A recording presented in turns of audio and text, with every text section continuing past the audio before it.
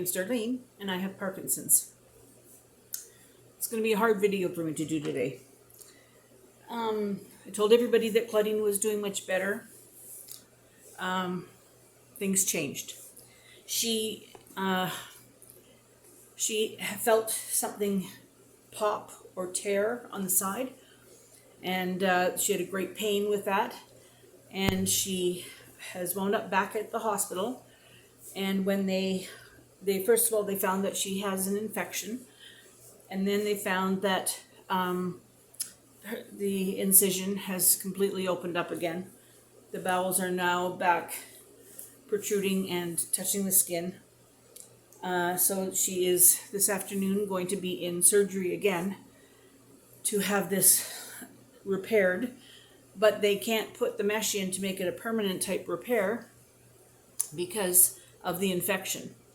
So they said that they will do the surgery as best they can to get everything brought back together, and they will put some kind of a band on sort of to hold her together.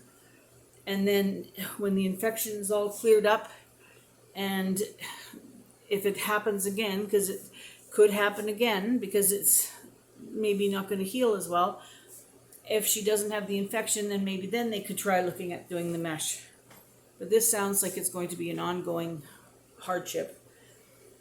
And I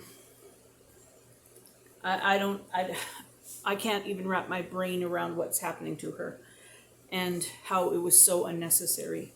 This was totally unnecessary. If they had taken the second ovary on the first surgery like she asked them to, she wouldn't have had the second surgery, and then she wouldn't have not healed from the second surgery, and this surgery wouldn't have been necessary.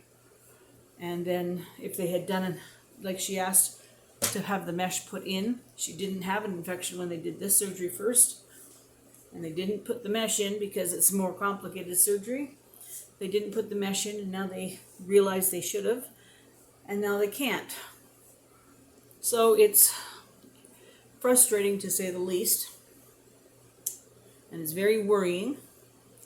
And so anyway, in the big picture of things, she'll get better, and she'll be able to go on with her life, and we'll all be, happy.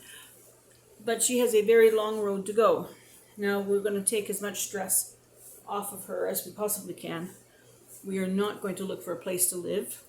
Bill and I are going to stay here, and she's going to stay there at least till next summer. And then if we are doing okay, we might extend it for another year. I know that at some point in time I'm going to have to go over and live with her, but we're going to do our best to handle it on our own. She's very discouraged right now. She puts on such a brave face, like she smiles and she tries to be upbeat and everything else, but she is in such pain that it is hard to imagine. And for her to leave her pets at home while she's gone for how long, we're not sure. They don't keep you very long in the hospital. They'll do the surgery and scoot her out as quick as they can. But then look what happens when they do that. But anyway, she misses her animals, and yes, she has somebody that's looking after them just fine, but it's not the same. That's what makes you heal, Your little fur baby's coming and loving on you, that's what makes life worth being. But anyway, I don't want this to be all maudlin and everything else. I just wanted to say that's what's going on with her. We're waiting to hear about Bill having his biopsy and what the course of treatment will be for him. I'm waiting to hear about the stoma going in. I said, what is going on with our family? I said, it's insane.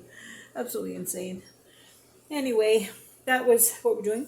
Tonight for dinner, I'm going to make a dinner that I've never made before. It's sheet pan pierogies. And I might make them for you sometime and let everybody see that. But anyway, I'm not going to stay on here right now. I just wanted to give everybody an update. And I will see everybody tomorrow. And hopefully by then her surgery will be passed and we'll have some good news. All right. Bye now.